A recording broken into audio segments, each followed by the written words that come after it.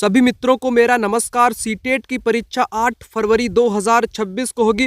Paper 2 social science के लिए ऐसे top selected important complete syllabus के टॉपिक के क्वेश्चन आपको इस वीडियो के माध्यम से कराऊंगा, जहां से पेपर के दिन 8 फरवरी को डायरेक्ट पेपर में क्वेश्चन वीडियो से ही आपको छपे मिल जाएंगे। क्योंकि कंप्लीट सिलेबस के मैंने सभी टॉपिक से क्वेश्चन इस वीडियो में आप लोगों को कराने का प्रयास किया है। जो इम्पोर्टेंट क्वेश्चन रहेंगे, उनसे जुड़ी हुई जितनी भी इम्पोर्टेंट जानकारी रहेगी जो अक्सर पेपर में पूछ ली जाती है, एक एक इम्पोर्टेंट पॉइंट आपको बताऊंगा, ताकि पेपर के दिन कैसा भी क्वेश्चन आप लोगों से पूछा जाए आप उस क्वेश्चन को फटाक से कर लें। पहला क्वेश्चन आपकी स्क्रीन पर, निम्नलिखित में से किस सेल में जीवाश्म मिलने की संभावना है? अवसादी सेल, कायांतरित सेल, आग्नेय सेल। सही विकल्प का चयन कीजिए। केवल ए, केवल बी, ए और बी और सी। इस क्वेश्चन का राइट आंसर यहाँ पर क्या होने वाला है?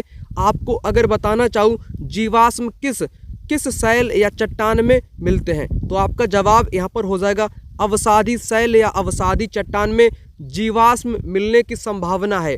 क्योंकि अवसादी सेल को जीवाश्मी ईंधन के नाम से भी जानते हैं, क्योंकि इसमें जीवों के अंश पाए जाते हैं। क्या पाए? एकमात्र ऐसी सेल या चट्टान जिसमें जीवों के अंश पाए जाते हैं, वह आपकी हो जाएगी अवसादी सेल। ठीक है ना। और अवसादी सेल को परतदार सेल भी बोलते हैं, क्योंकि ये परतों में जमी होती है। इसको परतदार के नाम से भी जानते हैं। ये बात आप लोग ख्याल रख लेना। तो राइट आंसर केवल और केवल ए आपका हो जाएगा, केवल ए। बाकी सब कुछ यहाँ पर आपके गलत दिए गए हैं। आग्नेय सेल को क्या बोलते हैं? इसको प्राथमिक सेल के नाम से भी जानते हैं। किस नाम से? प्राथमिक सेल के नाम से भी इसी को ही जानते हैं। आग्नेय सेल में क्या होता है? मैग्मा। जो मैग्मा होता है ना, ये अगर धरातल के ऊपर आ जाए, जम जाए, पृथ्वी की परत पर ऊपर आ जाए, तो इसको बोलेंगे बहिर्वेदी। जब धरातल के नीचे जम जाए, ठीक है ना, नीचे जमीन के नीचे जब मैग्मा जम जाए, उसको बोलेंगे अंतर्वेदी आग्नेय। ये दो प्रकार का होता है। कायांतरित का मतलब होता है जब आग्नेय सेल और अवसादी सेल में ताप दाब पड़ता है, तब कायांतरित सेल में बदल जाता है। ठीक। दूसरा क्वेश्चन आपकी स्क्रीन पर, दिल्ली सल्तनत काल में गुलामों को उच्च पद पर नियुक्त करने का क्या कारण था? आखिर दिल्ली सल्तनत के दौरान जो गुलाम थे, गुलाम को बंदगा के नाम से जाना जाता था। किस नाम से? बंदगा के नाम से जाना जाता था। बंदगा कैसा शब्द है? यह आपका फारसी शब्द है। कैसा? यह फारसी का शब्द है बंदगा। जिनको गुलाम बोलते थे, इनको उच्च पद दिए जाते थे। आखिर राजा इनको उच्च पद क्यों देता था, आपसे यह पूछा है। उन्हें नियंत्रण में रखना आसान था और कम वेतन दिया जाता था। ये बात गलत है। सुल्तान और उनके उत्तराधिकारियों का उनके जीवन पर स्वामित्व होता था। ये भी बात गलत हो जाएगी। वे सुल्तान और उसके अधिकारियों के प्रति वफादार होते थे। वे अपने स्वामी के विश्वसनीय और उन पर आश्रित होते थे। आंसर यहाँ पर हो जाएगा फोर्थ ऑप्शन। वे अपने स्वामी के विश्वसनीय और उन पर आश्रित होते थे। जो गुलाम थे उनको उच्च पद दिया जाता था, क्योंकि ये स्वामी पर ही आश्रित होते थे, है ना। इस क्वेश्चन से जुड़े अन्य प्रकार के क्वेश्चन पेपर में बन जाते हैं, उन क्वेश्चन को भी एक नज़र में आपको कराने का प्रयास करता हूं। यहाँ पर सबसे उपयोगी पॉइंट रहेगा आप लोगों को बंदगा को समझ लेना। इन गुलामों को फारसी में बंदगा के नाम से जाना जाता था। ये पूरी तरह अपने मालिकों अर्थात स्वामी पर निर्भर थे या आश्रित थे। यहीं से पॉइंट पेपर में उठाया गया। सुल्तान इन पर पुत्र से बढ़कर विश्वास करते थे। इन्हें बड़ी सावधानी से प्रशिक्षित किया जाता था। ये मैंने आपको बात बता दी। बंदगा जिनको गुलाम कहा जाता था, दिल्ली के आरंभिक सुल्तान इल्तुतमिश सामंतों जमींदारों के स्थान पर गुलामों को सूबेदार नियुक्त करना अधिक पसंद करते थे और इनको उच्च पद दिए जाते थे, क्योंकि ये अपने मालिक पर ही पूरी तरह से निर्भर हुआ करते थे, इसलिए। और इसको बंदगा के नाम से भी जाना जाता है। और इस क्वेश्चन से जुड़े तमाम क्वेश्चन पेपर में पूछे गए हैं। पेपर में क्वेश्चन इस प्रकार से पूछा गया, बंदगा शब्द को मध्ययुगीन काल में किसके लिए उपयोग किया जाता था? आपका उत्तर हो जाएगा गुलाम या दासों के लिए उपयुक्त किया जाता था। उसी क्वेश्चन से जुड़ा हुआ क्वेश्चन पेपर में आ चुका है। और मैं आपको कराऊं, इस प्रकार का भी क्वेश्चन पेपर में आया है। दिल्ली की आरंभिक सल्तनत के समय बंदगान के बारे में निम्नलिखित ए बी पर विचार कीजिए और सही उत्तर का चयन कीजिए। 2016 में उसी क्वेश्चन से जुड़ा हुआ क्वेश्चन पूछ लिया गया था। बंदगान विशेष गुलाम थे जिन्हें सैनिक सेवा के लिए खरीदा जाता था। उन्हें राज्य के बहुत ही महत्वपूर्ण राजनीतिक पदों पर काम करने के लिए बड़ी सावधानी से प्रशिक्षित किया जाता था। करेक्ट। बंदगान पूरी तरह अपने मालिकों पर निर्भर होते थे, इसलिए सुल्तान उन पर विश्वास नहीं कर सकते थे और उन पर निर्भर नहीं हो सकते थे। ये बात गलत हो जाएगी, विश्वास नहीं कर सकते थे जबकि वो विश्वास करते थे, है ना। तो ये बात आपकी जो राजा थे वे अपने पुत्र से बढ़कर के गुलामों पर विश्वास किया करते थे। ये बात पूरी तरह से गलत है। केवल और केवल ए करेक्ट हो जाएगी। ए सही है, बी गलत, मैंने यहाँ पर लिखा भी है। तो इस प्रकार से क्वेश्चन उस क्वेश्चन से जुड़े अन्य प्रकार के पूछे गए हैं। और जितने भी मित्र पहली बार इस वीडियो को देखने के लिए आए हैं उनको एक छोटी सी जानकारी बता दूं। आपको पता ही है पेपर के लिए आपके पास ज़्यादा टाइम नहीं है। अगर आपके पास मात्र 4 से 5 दिनों का ही टाइम है तो आप लोग 60 नंबर की एसएसटी की कंप्लीट तैयारी कर लोगे। कैसे करोगे? जो मैं आपको नोट्स प्रोवाइड करूंगा उन नोट्स की सहायता से आप लोग 4 से 5 दिनों के भीतर कंप्लीट सोशल साइंस की 60 नंबर की पूरी तैयारी कर लोगे, जिसमें आपको हिस्ट्री, जियोग्राफी, पॉलिटी सब कुछ मिल जाएगा। 60 नंबर का पूरा मटेरियल आपको मिल जाएगा, ठीक है ना। कम दिन में आप लोग अंतिम रिवीजन कर लोगे और नोट्स में पूछे गए सभी वर्षों के क्वेश्चन भी आपको मिल जाएंगे।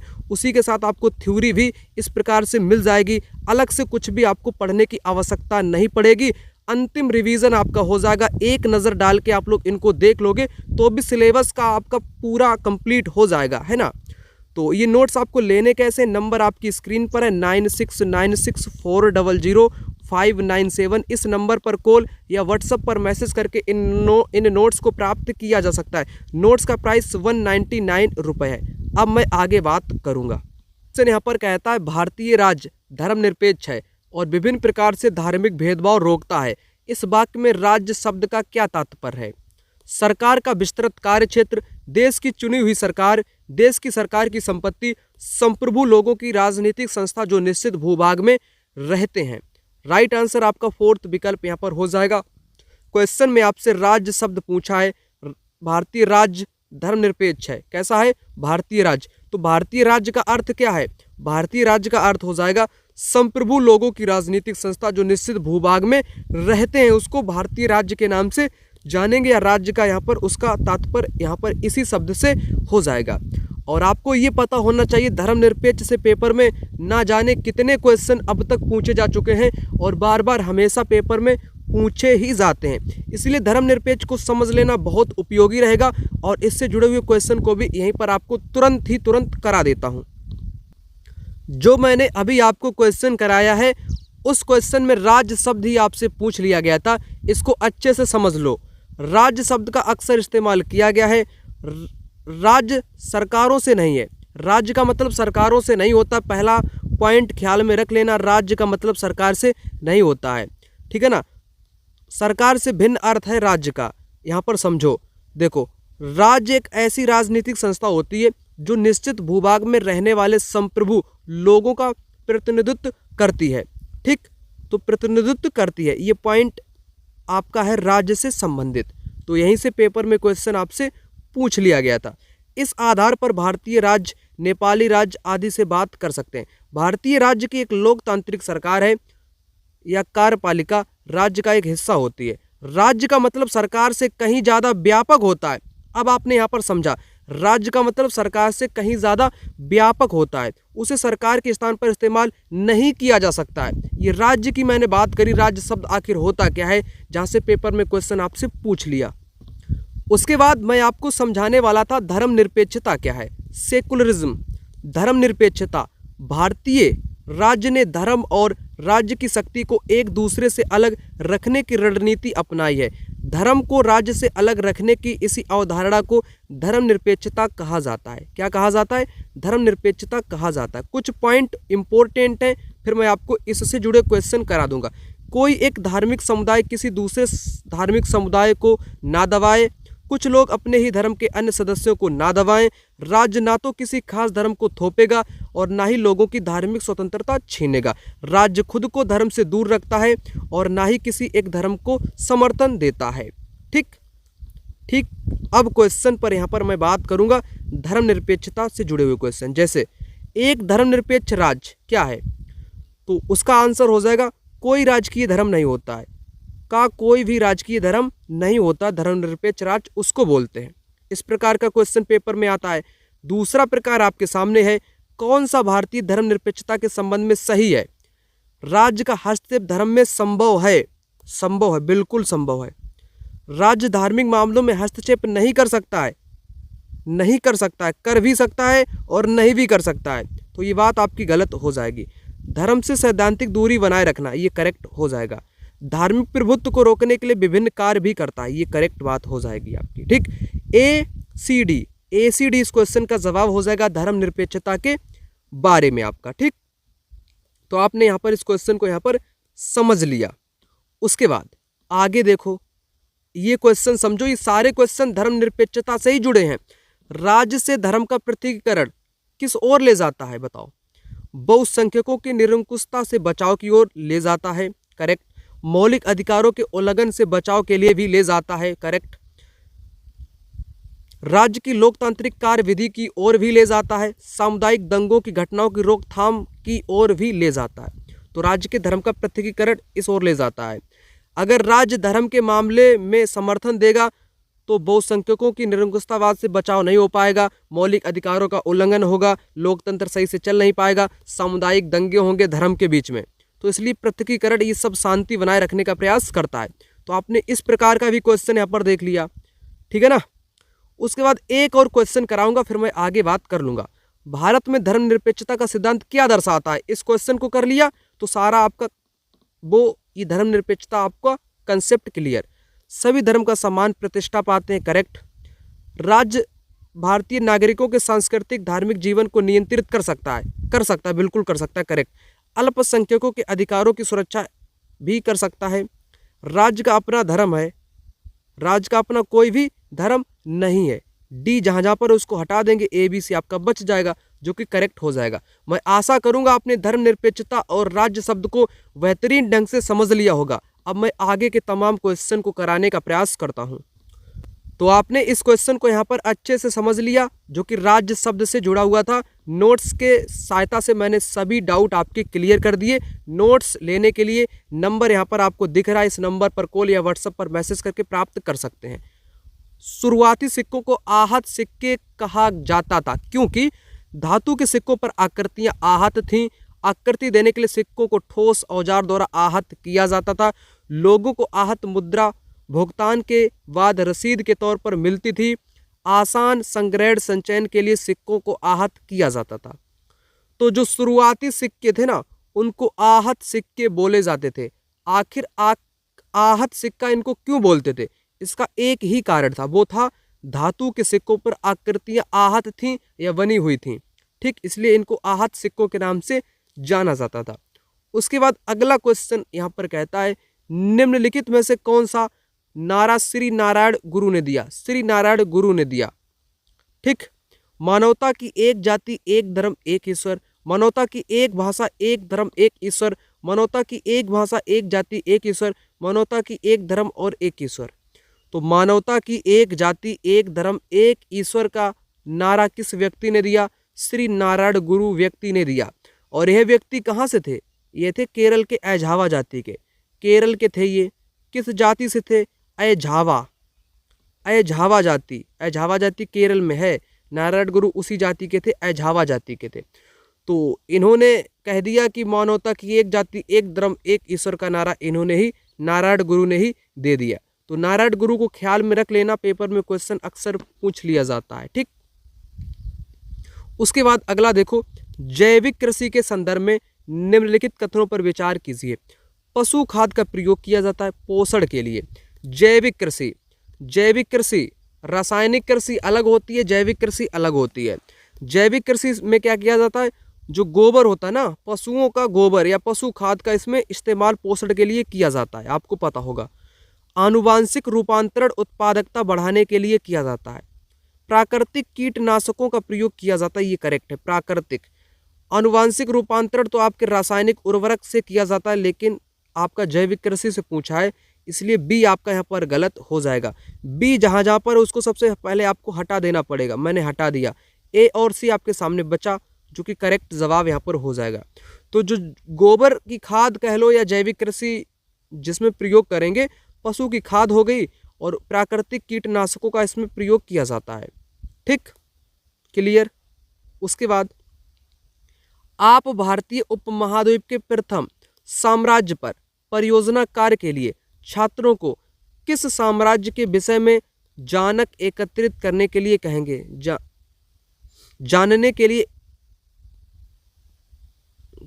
यहाँ पर ये शब्द मिसिंग है। आप भारतीय उपमहाद्वीप के प्रथम साम्राज्य पर परियोजना कार्य करने के लिए छात्रों को किस साम्राज्य के विषय में जानकारी एकत्रित करने के लिए कहेंगे? यहाँ पर लिखा है जानकारी या सूचनाएं एकत्रित करने के लिए कहेंगे। गुप्त साम्राज्य पर, वाकाटक साम्राज्य पर, कुषाण साम्राज्य पर, मौर्य साम्राज्य पर। तो भारतीय उपमहाद्वीप के प्रथम साम्राज्य, तो क्वेश्चन तभी सोल्व कर पाओगे, यह पेडागोजी का क्वेश्चन है और आपकी ये समझ पर आधारित क्वेश्चन होते हैं। जैसे प्रथम साम्राज्य, अब आपको पता होना चाहिए उपमहाद्वीप का प्रथम साम्राज्य कौन था, गुप्त था या वाकाटक था या कुषाण था या मौर्य था? आपका जवाब हो जाएगा मौर्य साम्राज्य था। ठीक, इसकी जानकारी एकत्र करने के लिए बच्चों से कहेंगे, ठीक है ना। तो आपका ये मौर्य साम्राज्य था। उसके बाद शासन ने एक कानून बनाया है जिसके तहत यदि किसी संस्था में महिला कर्मचारियों की संख्या 30 से अधिक है तो उसे वैधानिक रूप से बालवाड़ी क्रैश की सुविधा देनी होगी। 30, ये पेपर में क्वेश्चन बार बार पूछा जाता है। 30 जहाँ पर महिलाओं कर्मचारियों की संख्या है उन्हें बालवाड़ी क्रैश सुविधा देनी पड़ेगी 30। और इस प्रकार का क्वेश्चन अलग अलग तरीकों से पूछा गया है। तरीकों की मैं बात करूंगा और उन तरीकों से बने क्वेश्चन को एक नज़र डाल के आप लोग यहाँ पर देख लो। यहाँ पर आप लोगों को ये पॉइंट समझ लेना बहुत उपयोगी है। बालवाड़ी क्रैश, शासन ने एक कानून बनाया है जिसके तहत यदि किसी संस्था में महिला कर्मचारी की संख्या 30 से अधिक है तो उसे वैधानिक रूप से बालवाड़ी क्रैश की सुविधा देनी होगी। बालवाड़ी व्यवस्था होने से बहुत सी महिलाओं को घर से बाहर जाकर काम करने में सुविधा होगी। पहला पॉइंट, क्यों देनी होगी? तो बाहर महिलाएं काम करने में उनको सुविधा होगी। इससे बहुत सी लड़कियों का स्कूल जाना भी संभव हो पाएगा। ठीक, अब ये मैंने बता दिया। अब इनसे जुड़े हुए क्वेश्चन जो मैं अभी आपको बता रहा था अलग अलग प्रकार से पूछे गए। एक तो क्वेश्चन सीटेट जुलाई 2024 में पिछली वर्ष के एग्जाम में पूछा गया था। सरकार ने ऐसे कानून पारित किए जिसने उन संगठनों में बालवाड़ी क्रैश सुविधा अनिवार्य किया जहां महिला कर्मचारी की संख्या 30 से अधिक है। मेरे ख्याल से पेपर में क्वेश्चन हमेशा रिपीट होता है परंतु उनके विकल्प में और थोड़ा पूछने का तरीका चेंज कर दिया जाता है। अगर आप लोगों ने PYQ कर लिए ये वाले तो भी आपका काम चल जाएगा। सरकार ने ऐसे कानून पारित किए जो 30 से 30 हो जाएगा यहाँ पर, है ना। उसके बाद ये क्वेश्चन स्टेटमेंट वाला भी पूछा गया है। सरकार द्वारा बनाए गए विभिन्न प्रावधान कौन से हैं ये सुनिश्चित करते हैं कि महिलाएं घर से बाहर काम कर सकती हैं। सरकार ने यह अनिवार्य किया कि जिस संस्था में महिला कर्मचारी की संख्या 30 से अधिक है तो उसे वैधानिक रूप से बालवाड़ी क्रैश की सुविधा देनी होगी। करेक्ट हो जाएगा। महिलाओं के लिए अधिक रोजगार के अवसर उत्पन्न करने के द्वारा करेक्ट हो जाएगा। कई गाँव में सरकार द्वारा विभिन्न आंगनवाड़ियों और बालवाड़ियाँ खोलने के द्वारा ये भी करेक्ट हो जाएगा। यह मानने के द्वारा उनके घरेलू काम का महत्व, ये बात गलत है। ABC यहाँ पर करेक्ट हो जाएगी जो कि उसी क्वेश्चन से जुड़ी है, बालवाड़ी क्रैश सुविधा से। ठीक, पेपर में ऐसा क्वेश्चन आपसे देखने को मिल जाता है। अगला क्वेश्चन यहाँ पर कहता है आपराधिक उल्लंघन में राज्य का पक्ष कौन प्रस्तुत करता है? न्यायाधीश, पुलिस, सरकारी वकील, बचाव पक्ष का वकील। करेक्ट आंसर हो जाएगा सरकारी वकील, जो कि अनुच्छेद 39A में इसका प्रावधान है। पेपर में ये भी पूछा जाता है। आपराधिक उल्लंघन में राज्य का पक्ष सरकारी वकील करता है। 39A अनुच्छेद में इसका वर्णन किया गया है। क्वेश्चन नंबर 10, निम्न गद्यांश में रिक्त स्थान की पूर्ति करें। अब रिक्त स्थान की पूर्ति करनी है। प्रतिवर्ष में पंचायत चुनाव होते हैं। चुने हुए प्रतिनिधि पंच कहलाते हैं। पंचायती राज्य में सबसे छोटी इकाई है जिसमें पंचायत क्षेत्र के सभी वयस्क बैठक करते हैं। सही क्रम चुने। 5 जनसभा, 4 ग्राम पंचायत, 5 ग्राम सभा, 4 ग्राम सभा पंच कहलाते हैं। ठीक, पंच पंचायती राज्य की सबसे छोटी इकाई। तो इसमें क्या होगा? 5 जनसभाएं नहीं, जनसभा भी नहीं होगा। और वह देखो, जहाँ पर पंचायत के जो वयस्क होते हैं उनको ग्राम पंचायत बोलते हैं, उनके सदस्यों को ग्राम पंचायत सदस्य। ठीक, तो यहाँ पर क्या जवाब हो जाएगा? 5 ग्राम सभा, 5 ग्राम सभा। तो प्रतिवर्ष 5 वर्ष में, ठीक, 5 वर्ष यहाँ पर हो जाएगा ग्राम सभा। ये वाला करेक्ट है आपका, थर्ड ऑप्शन यहाँ पर करेक्ट। पंचायत के चुनाव 5 वर्ष में होते हैं, ये तो सभी को पता ही होगा। ठीक, वो भी ग्राम सभा के द्वारा यहाँ पर किया जाएगा। अगला क्वेश्चन यहाँ पर कहता है, एक अध्यापिका प्रवास के विषय में पढ़ा रही थी। उन्होंने अपनी कक्षा में उदाहरण दिया, सुनामी द्वारा गांव में तबाही के बाद श्रीदेवी जो मछुआरे समुदाय से है ने चेन्नई में स्थानांतरण किया। कौन सा विचार संकल्पना से वो पढ़ा रही थी? आप्रवास, उत्प्रवास, प्रवास के अपकर्ष कारक, प्रवास के प्रतिकर्ष कारक। अब ये पेडागोजी का क्वेश्चन है मित्र। अब पेडागोजी के क्वेश्चन कैसे पूछा गया, ये तरीका मैं आपको बताऊं कैसे सोल्व आपको पेपर में करने, अधिकतर इसी प्रकार से पूछा जाएगा। अब देखो, जब आपको आप्रवास, उत्प्रवास, अपकर्ष, उत्कर्ष ये पता होंगे तभी आप इस क्वेश्चन को सोल्व कर पाओगे।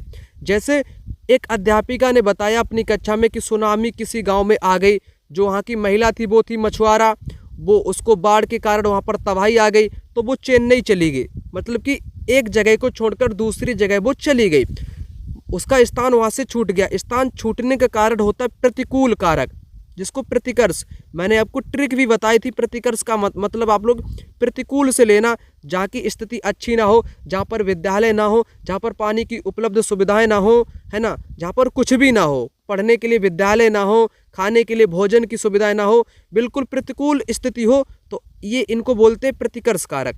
और अपकर्ष किसको बोलते हैं? जहाँ पर सारी सुविधाएं उपलब्ध हो उसको प्रतिकर्ष कारक बोलते हैं। तो स्थान छुड़ाने का कारण बनता है प्रतिकर्ष कारक, लोगों को स्थान छोड़ने का कारण बनता है प्रतिकर्ष कारक।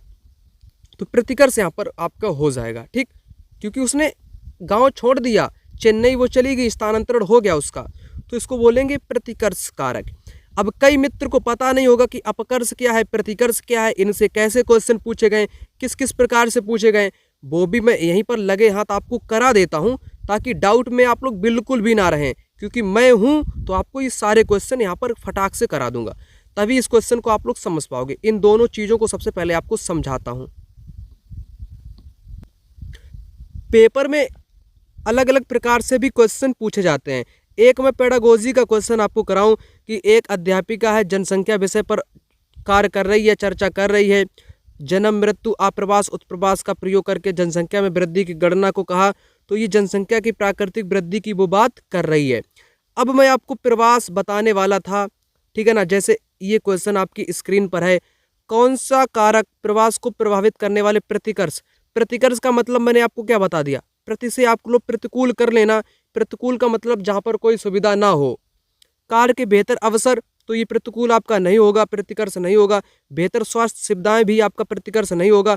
स्वास्थ्य की खराब सुविधाएं, तो ये प्रतिकर्ष हो जाएगा। शैक्षिक संस्थान की अनुपस्थिति, यानी कि विद्यालय का न होना भी प्रतिकर्ष हो जाएगा। तो सी और डी क्या हो जाएंगे, करेक्ट आपके यहाँ पर हो जाएंगे सी और डी, जो कि प्रतिकर्ष के कारक हो जाएंगे, सी और आपका डी। और ए और बी कैसे हैं, ए बी आपके कैसे हैं, ये आपके अपकर्ष हो जाएंगे। यहाँ पर मैंने लिखा है प्रतिकर्ष कारक ऐसे होते जो स्थान को छुड़वाने का कारण बनते हैं, समझ लो आप लोग। दूसरा क्वेश्चन समझो, कौन से कारक प्रवास को प्रभावित करने वाले अपकर्ष। अब अपकर्ष पूछा, अपकर्ष का मतलब है जहाँ की सुविधाएं बेहतर से बेहतरीन हो, कार्य के अच्छे अवसर, बेहतर स्वास्थ्य सुविधाएं। और गरीबी और उच्च आय, उच्च आय भी हो जाएगा गरीबी को छोड़कर। ठीक, A B D correct answer हो जाएगा। तो ये क्वेश्चन सेम टू सेम है दोनों। यहाँ पर इस क्वेश्चन को देखो, यहाँ पर अपकर्ष जोड़ दिया गया, लेकिन यहाँ पर विकल्प 1-2 में चेंज है। ये क्वेश्चन दोनों सेम टू सेम आप लोग यहाँ पर देख सकते हो, और एक ही वर्ष में अलग अलग शिफ्ट में ये दोनों क्वेश्चन पूछे गए हैं, ठीक है ना। तो इसलिए एग्जाम में क्वेश्चन तो वही आना है, उतना ही सिलेबस है, बाहर आपका नहीं जाएगा, लेकिन आपको चीज़ों को समझना पड़ेगा। इसलिए मैंने हर चीज़ आपको समझाने का ही प्रयास करता हूँ। ठीक, तो दोनों चीज़ आपने प्रवास और के अपकर्ष और आपने प्रतिकर्ष दोनों कारक यहाँ पर समझ लिए। अगला क्वेश्चन आपकी स्क्रीन पर आ चुका है। अभिकथन ए, खनिज अनवीकरणीय संसाधन है, कारण मानवीय उपभोग की दर से खनिजों के निर्माण की दर तेज है। ए आर दोनों सही है, आर ए की सही व्याख्या करता है, ए आर दोनों सही है किंतु सही व्याख्या नहीं करता है। ए सही है, आर गलत है, ए आर दोनों गलत है। खनिज, खनिज खनिज क्या है, अनवीकरणीय संसाधन है। आपका ये दिया गया है, देखो नवीकरण संसाधन क्या होते हैं। नवीकरण का मतलब होता है जो पुनः पूरित हो जाएं, जो जल्दी से बन जाएं, जैसे जल ऊर्जा, ज्वारीय ऊर्जा, पवन ऊर्जा, सौर ऊर्जा, ये आपके नवीकरण संसाधन होते हैं। अनवीकरण ऐसे संसाधन आपके होते हैं जो एक बार प्रयोग करने के बाद ख़त्म हो जाते हैं, जैसे आपका पेट्रोलियम हो गया, खनिज तेल हो गया, कोयला हो गया, ईंधन हो गया, ये एक बार प्रयोग करने के बाद ख़त्म हो जाते हैं। इनको बनने में लाखों वर्ष का टाइम लगता है, इसलिए इनको अनवीकरण बोलते हैं। जैसे खनिज का कैसा संसाधन है आपका, ये आपका अनवीकरण संसाधन हो जाएगा।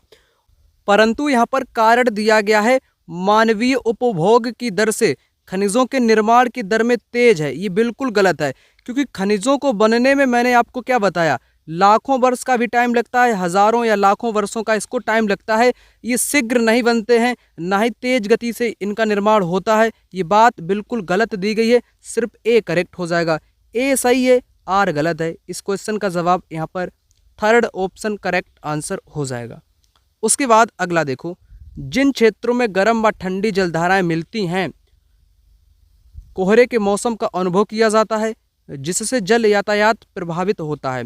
दुनिया के सबसे समृद्ध मछली पकड़ने वाले क्षेत्र विकसित होते हैं। जहाँ पर गर्म व ठंडी जलधाराएं मिलती हैं, वहाँ पर क्या होता है, वहाँ पर कोहरे वाला मौसम बन जाता है, जिस कारण जो पानी के जहाज होते हैं उनको बाधा पहुँचती है। ये करेक्ट दिया गया पहला वाला। और दूसरा क्या है, जहाँ पर गर्म व ठंडी जलधाराओं का मिलन होता है, वहाँ पर सर्वाधिक मछलियाँ आपकी पाई जाती हैं। ये दोनों बातें बिल्कुल करेक्ट दी गई हैं। जापान का पूर्वी क्षेत्र, उत्तर अमेरिका का पूर्वी तट, जहाँ पर सर्वाधिक मछलियाँ पाई जाती हैं, वहीं पर गर्म व ठंडी धाराओं का मिलन होता है। ठीक है ना। उसके बाद क्वेश्चन नंबर 14 यहाँ पर कहता है, भारतीय संविधान की प्रस्तावना बताती है कि सभी भारतीय में समान है। किस में समान है, आय में और रोजगार में, परिस्थिति और रोजगार में, आय अवसर में, परिस्थिति और अवसर में। करेक्ट आपका हो जाएगा परिस्थिति और अवसर में। ये प्रस्तावना बताती है भारतीय संविधान की सभी लोग समान है परिस्थिति और अवसर में। आय में तो कोई समान है ही नहीं, कोई ज़्यादा अमीर है कोई कम, ठीक। तो रोजगार भी नहीं हो सकता, ये भी नहीं हो सकता है। परिस्थिति और अवसर, यहाँ पर इस क्वेश्चन का राइट आंसर हो जाएगा। प्रस्तावना भारतीय संविधान की यही बताती है। अगला यहाँ पर कहता है, जब जेट स्ट्रीम गर्म हवा को एक ढक्कन की तरह फंसा लेती है और भूमि की ओर ढकेलती है, तो कौन सी भौगोलिक परिघटना घटित होती है, बरसड़, बाष्पीकरण, हीट डोम, चक्रवात। करेक्ट आंसर हो जाएगा हीट डोम, इसको बोलेंगे हीट डोम। जब जेट स्ट्रीम गर्म हवा को एक ढक्कन की तरह फंसा लेती है और भूमि की ओर ढकेलती है, तो कौन सी भौगोलिक परिघटना घटित होती है, उसको बोलते हैं हीट डोम के नाम से। उसके बाद अगला क्वेश्चन आपकी स्क्रीन पर, निम्न कथनों पर विचार कीजिए तथा सही विकल्प का चुनाव कीजिए। गर्म वायु के ऊपर उठने पर आसपास के क्षेत्रों में ठंडी वायु रिक्त स्थान को भरने के लिए वहां आ जाती है। अलग अलग स्थानों पर अलग अलग वायुदाब होने से वायु में गति प्रारंभ होती है। करेक्ट। गर्म हवा सघन तथा भारी होती है। क्या गर्म हवा भारी और सघन होती है? नहीं। ठंडी हवा, ठंडी वायु भारी होती है और सघन होती है और नीचे बैठ जाती है, ऊपर नहीं जा पाती है। गर्म हवा ऊपर उठ जाती है, ठीक। पवनों की दिशा पृथ्वी के घूर्णन से प्रभावित होती है। तो यहाँ पर मैंने सी गलत कर दिया। सी जहाँ जहाँ पर होगा उसको सबसे पहले आपको हटा देना है, हमने उसको भी हटा दिया। फोर्थ विकल्प बचा यहाँ पर A B D. A B D इस क्वेश्चन का राइट आंसर यहाँ पर हो जाएगा ए बी और डी, क्योंकि सी यहाँ पर आपका गलत हो गया। और पेपर में आपके क्वेश्चन वायुदाब से पूछे जाते हैं, जैसे निम्न दाब क्षेत्र कहाँ पर बनेगा, उच्च दाब क्षेत्र कहाँ पर बनेगा, कहाँ की वायु ठंडी होगी, कहाँ की गर्म होगी। तो उसी से रिलेटेड यह क्वेश्चन है और पेपर में क्वेश्चन बार बार आपसे पूछ लिए जाते हैं, इसलिए इससे जुड़े हुए क्वेश्चन को भी देखना आपको बहुत उपयोगी साबित होगा। यहाँ पर आप लोग सबसे पहले समझो वायुदाब। पृथ्वी की सतह पर लगाया गया वायु के द्वारा लगाया गया भार या दाब वायुदाब कहलाता है। वायुमंडल के ऊपर की ओर जाने पर वायुदाब तेजी से गिरने लगता है और समुद्र स्थल पर सर्वाधिक इसका दाब होता है, ऊंचाई पर जाने पर घटता जाता है। वायुदाब का क्षैतिज वितरण किसी स्थान पर उपस्थित वायु के ताप के द्वारा प्रभावित होता है। अब देखो यहाँ पर निम्न दाब क्षेत्र, अधिक तापमान वाले क्षेत्रों में वायु गर्म होकर ऊपर उठती है तो यह निम्न दाब क्षेत्र बनता है। निम्न दाब बादल युक्त आकाश एवं नम मौसम से जुड़ा हुआ है। तो निम्न दाब क्षेत्र कब बनेगा? जहाँ पर वायु गर्म होगी। गर्म कब होगी? जब वहाँ का तापमान आपका गर्म होगा, वहाँ पर निम्न दाब क्षेत्र बनेगा। और उच्च दाब क्षेत्र कहाँ पर बनेगा? जहाँ पर टेम्परेचर लो होगा, तापमान कम होगा, वायु आपकी ठंडी होगी। कम तापमान वाले क्षेत्रों में वायु ठंडी होती है और भारी होती है, सघन भी होती है। भारी वायु नीचे बैठकर या निमज्जित होकर उच्च दाब क्षेत्र को बनाती है। उच्च दाब के कारण आकाश स्वच्छ होता है। उच्च दाब के कारण आकाश कैसा होता है? स्वच्छ होता है। नोट डाउन, वायु सदैव उच्च दाब क्षेत्र से निम्न दाब क्षेत्र की ओर गमन करती है, इसे पवन कहते हैं। वायु दाब कैसा होता है? उच्च दाब से निम्न दाब की ओर होता है। अब इससे जुड़े हुए क्वेश्चन एक नज़र में आपको करा दूं ताकि कंसेप्ट और पीवाईक्यू के द्वारा दोनों बातें आपकी यहीं पर क्लियर हो जाएं। पेपर में पूछा गया पवन कैसे बहती है? उच्च दाब क्षेत्र से निम्न दाब क्षेत्र की ओर वायु की गति को पवन के नाम से जानते हैं। उसके बाद कम तापमान वाले क्षेत्रों में वायु ठंडी होगी। जहाँ पर तापमान बिल्कुल कम होगा तो वो इलाका कैसा होगा? ठंडा होगा, तो वायु भी आपकी ठंडी हो जाएगी। ठंडे क्षेत्र में वायु भारी होती है, सघन होती है। दोनों आपके करेक्ट यहाँ पर दिए गए हैं। उसके बाद एक और वायु दाब का क्वेश्चन देख लो। वायु हमारे शरीर पर उच्च दाब के साथ बल लगाती है, किंतु हम इसका अनुभव नहीं करते हैं, क्योंकि वायु का दाब हमारे ऊपर सभी दिशाओं से लगता है और हमारा शरीर विपरीत बल लगाता है। ये दोनों बातें करेक्ट हैं वायु दाब के बारे में। उसके बाद पवनों या वायु दाब पवनों के बारे में। पवनें उच्च दाब से निम्न दाब की ओर बहती हैं, तो उच्च से निम्न की ओर बहती हैं, पहली बात करेक्ट। पवनों की दिशा निर्धारण पृथ्वी का अपने अक्ष पर घूमना भी एक कारक के रूप में प्रभावित करता है, ये भी करेक्ट। तो दोनों बातें कैसे दी गई हैं? करेक्ट यहाँ पर हो जाएंगी। तो जो क्वेश्चन मैंने कराया था दो तो आपके उसी में ये थे, दो और अलग उसमें दे दिए गए थे। तो इस प्रकार से पेपर में क्वेश्चन आपसे पूछ लिया जाता है। अगला क्वेश्चन यहाँ पर कहता है निम्नलिखित में से खनिजों की कौन सी विशिष्टताएं हैं? वे बिना किसी मानवीय हस्तक्षेप की प्राकृतिक प्रक्रियाओं के द्वारा निर्मित होते हैं। खनिज वे समान रूप से सभी स्थानों पर वितरित हैं। इनका एक निश्चित रासायनिक संगठन है। वे अपार हैं। कुछ खनिज दुर्गम क्षेत्रों में पाए जाते हैं। बड़ा ही सरल और सिंपल क्वेश्चन है। मैं सबसे पहले गलत इसमें ढूंढूंगा। मैंने गलत ढूंढ लिया। वे समान रूप से सभी स्थान पर हैं। क्या खनिज जहां पर आप लोग इस समय वीडियो को देख रहे हो क्या वहां पर खनिज ही खनिज है? नहीं, खनिज कुछ निश्चित क्षेत्र में ही पाए जाते हैं, विशेष स्थान पर ही पाए जाते हैं। असमान रूप से वितरित है। कैसे? असमान रूप से, समान नहीं बल्कि असमान है। यहाँ पर लिखा समान, इसलिए बी को गलत मैंने कर दिया। अब बी जहाँ जहाँ पर होगा उसको सबसे पहले आपको हटाना पड़ेगा। हटा दिया हमने। और ये मानवीय हस्तक्षेप के बिना किसी मानव के बगैर ये बनते हैं, ये बात करेक्ट है। और कुछ खनिज दुर्गम क्षेत्र में भी पाए जाते हैं, ये करेक्ट है। बे अपार हैं। अपार नहीं, ये लिमिटेड हैं, यानी कि ये सीमित हैं। तो सी भी आपका गलत हो गया।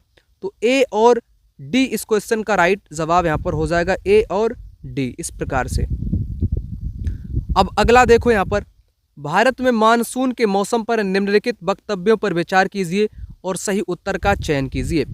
दक्षिण पश्चिम मानसून के मौसम में पवन मुख्य भूमि से बंगाल की खाड़ी की तरफ बहती है। क्या बहती है या नहीं बहती बताओ? मानसून के लौटने के समय में पवन मुख्य भूमि से बंगाल की खाड़ी की ओर बहती है। भारत के दक्षिणी भागों में मानसून के लौटने के समय में वर्षा होती है। क्या होगा इस क्वेश्चन का जवाब बताओ? बड़ा ही इंपॉर्टेंट क्वेश्चन है और घुमावदार क्वेश्चन है। पेपर में अक्सर ये वाला क्वेश्चन देखने को मिला है जो कि बहुत कंफ्यूजन क्रिएट करता है। तो इस क्वेश्चन को तभी आप समझ पाओगे, इसकी पहले थ्योरी देख लूँ, पहले इसका आधारभूत तरीका देख लूँ, कहाँ से क्या उठती है, कहाँ पर किस तरफ अपना जल बारिश करती है ना, कहाँ की ओर हवाएं बहती हैं। तो इसको सबसे पहले समझ लो, फिर क्वेश्चन को आराम से करेंगे। पॉइंट को समझने से पहले दो मानसून आपको समझने पड़ेंगे। पहला मानसून दक्षिण पश्चिम मानसून, या वर्षा का मौसम के नाम से भी इसी को ही जानते हैं, दक्षिण पश्चिम मानसून को। यह मानसून के आने तथा आगे बढ़ने का मौसम है। इस समय पवन बंगाल की खाड़ी तथा अरब सागर से स्थल की ओर बहती है। तो इस दौरान क्या होता है, जो पवन होती ना, ये बंगाल की खाड़ी तथा अरब सागर से स्थल की ओर बहती है। ये आती है स्थल पर, मध्य भारत में आती है, यानी कि भारत के इलाकों पर आती है, भारत के स्थलों पर आती है। खाड़ी और अरब सागर से अपना जल लाती है, अपने साथ नमी लाती है। जब ये पवन पहाड़ों से टकराती हैं तब भारत में वर्षा होती है। ये वर्षा का मौसम है, यानी कि दक्षिण पश्चिम मानसून है, आने तथा आगे बढ़ने का मौसम है। इस समय पवन क्या करती है, स्थल की ओर बहती है, स्थल की ओर आती है। ठीक, मानसून लौटने का समय या शरद ऋतु जिसको बोलेंगे, इस समय पवन स्थल भागों से लौटकर बंगाल की खाड़ी की ओर जाएगी। कहाँ जाएगी? बंगाल की खाड़ी की ओर जाएगी, जिसको लौटने का समय कहेंगे। आने का समय जब स्थल पर आएगी तो आने का समय बोलेंगे, लौटने का समय जब ये दोबारा बंगाल की खाड़ी की ओर चली जाएगी हवाएं या पवनें। ये मानसून के लौटने का समय है। भारत के दक्षिणी भागों में विशेषकर तमिलनाडु, आंध्र प्रदेश में इस मौसम में वर्षा होती है। मानचित्र से समझो, दक्षिण पश्चिम मानसून, ठीक है ना। यहाँ पर स्थल की ओर आपकी पवन बहेगी। किस ओर? स्थल की ओर पवन आपकी बहेगी बंगाल की खाड़ी से और अरब सागर से। और मानसून लौटने का समय या शरद ऋतु, जहाँ पर दक्षिण भारत में बारिश होती है, तो ये जाती है बंगाल की खाड़ी की ओर बहती है, बंगाल की खाड़ी की ओर बहती है। ठीक, उनसे 2 क्वेश्चन यहाँ पर पूछे गए हैं, उनको कराऊं, फिर मैं स्लाइड वाले क्वेश्चन कराऊं। आंध्र प्रदेश में शरद ऋतु में वर्षा क्यों होती है? क्योंकि पवन स्थल भागों से लौटकर बंगाल की खाड़ी की ओर बहती है। अब भारत में शरद ऋतु के संबंध में इस मौसम को दक्षिण पश्चिम मानसून नहीं बोलेंगे, ये तो शरद ऋतु की बात यहाँ पर की गई। इस मौसम में पवन बंगाल की खाड़ी तथा अरब सागर से स्थल की ओर नहीं बहती है, बल्कि ये किस ओर बहती है? आपकी बंगाल की खाड़ी की ओर बहती है, स्थल से। ये मौसम मानसून के आने तथा आगे बढ़ने का मौसम आपका है। ये भी बिल्कुल गलत हो जाएगा। ये दक्षिण पश्चिम का है, ये आपके लौटने का है, लौटने का। ठीक, ये लौटने की बात है, इसलिए ये तीनों बातें कैसी दी गई हैं? गलत दी गई हैं। अब मैंने आपको सारी चीज़ यहाँ पर समझा दी है ना, तो आपने इन दोनों चीज़ों को यहाँ पर समझ लिया। अब मैं क्वेश्चन पर बात करूँगा। यहाँ पर क्वेश्चन को समझो। मानसून, भारत के मानसून के बारे में, दक्षिण पश्चिम मानसून में मौसम पवन मुख्य भूमि से बंगाल की खाड़ी की तरफ बहती है। तो पवन किस ओर बहती है? बंगाल की खाड़ी की तरफ बहती है। क्या ये बात सही है? बिल्कुल बात आपकी गलत है, ऐसा बिल्कुल भी नहीं है। बल्कि ये पवन बंगाल की खाड़ी की तरफ नहीं बहती, बल्कि अरब सागर और बंगाल की खाड़ी वाला, खाड़ी से ये स्थल की ओर आती है। विपरीत कर दिया, जो कि ए गलत। ए को हटाओ, फटाक से हटा दो भैया, हटा दिया हमने, तो BC आपके सामने बच गया। बस आंख मूंद के करेक्ट मार दो BC। मानसून के लौटने के समय पवन मुख्य भूमि से बंगाल की खाड़ी की तरफ बहती है, तभी आंध्र प्रदेश या दक्षिण भारत के इलाकों में बारिश होती है। भारत के दक्षिण भागों में मानसून के लौटने के समय वर्षा होती है। ये दोनों बातें करेक्ट हो जाएंगी, बी और सी, बी और सी। और ए तो गलत हो गया ना, इसके कारण आपका उत्तर सामने आ गया। तो इस प्रकार से राइट आंसर आपका हो जाएगा। अगला देखो, घेटुआइजेशन हाशिएकरण का परिणाम है, रिक्त स्थान भरें। घेटुआइजेशन से अलगाव होता है, सामाजिक, आर्थिक, सांस्कृतिक, ये तीनों आपका हो जाएगा। अगला, भारत के किस राज्य में कर्क रेखा की लंबाई सबसे कम है? छत्तीसगढ़ की, राजस्थान की, पश्चिम बंगाल की या झारखंड की? तो इस क्वेश्चन का आंसर आप सभी को कमेंट बॉक्स में कमेंट करना पड़ेगा। क्या? कमेंट बॉक्स में कमेंट करो कि भारत के किस राज्य में कर्क रेखा की लंबाई सर्वाधिक है और सबसे कम। ज़्यादा कहाँ पर है? सबसे कम और ज़्यादा दोनों को कमेंट करो। कम और ज़्यादा दोनों राज्यों को आप लोग कमेंट करके कमेंट बॉक्स में बताओ।